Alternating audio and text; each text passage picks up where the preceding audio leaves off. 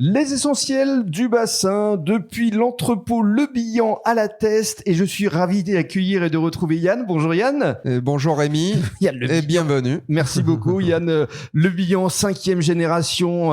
On rappelle le nombre d'entrepôts, 4, c'est ça ? Tout à fait, on a 4 sites principaux, 2 en Gironde, 1 en Dordogne et 1 en Charente, près de Cognac. Avec 130 salariés et surtout une démarche éco-responsable. C'est la raison pour laquelle vous serez partenaire des prochaines Perles du Bassin, on en parlera. Il faut savoir que l'éco-responsabilité, c'est dans l'ADN de l'entreprise depuis plus de 25 ans. Tout à fait. Et ce qui illustre notre engagement, c'est les emballages réutilisables qui reviennent à la mode depuis quelques années. Mais vous vous étiez battu avec votre papa pour les maintenir. Tout à fait. Les distributeurs de boissons, en général, se sont battus des décennies pour maintenir ces emballages. Et aujourd'hui, nous sommes heureux qu'ils se redéveloppent. C'est quand même plus de 60% de nos ventes d'emballages réemployables auprès des cafés, hôtels, restaurants. Et ça ne cesse d'augmenter. C'est ça aussi qui est intéressant. Tout à fait. Il y a une dynamique au niveau de nos fournisseurs sur le réemploi.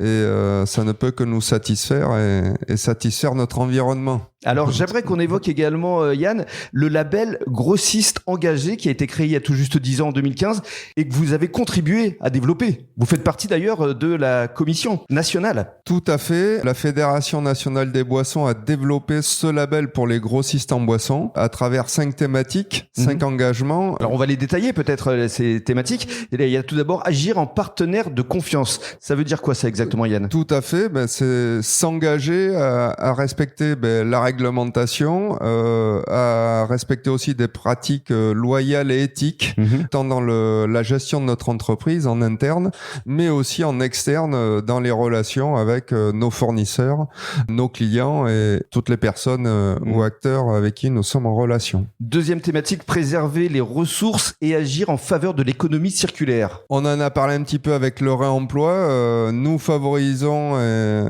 les emballages réemployables. Je l'ai dit, c'est plus de 60% des emballages que nous commercialisons. C'est aussi traiter nos déchets générés par notre activité.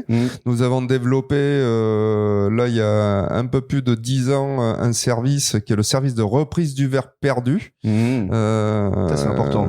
Exactement, que l'on propose à nos clients, plutôt que ça finisse dans les poubelles de Monsieur Tout-le-Monde. On récupère ce verre. Et on le réutilise.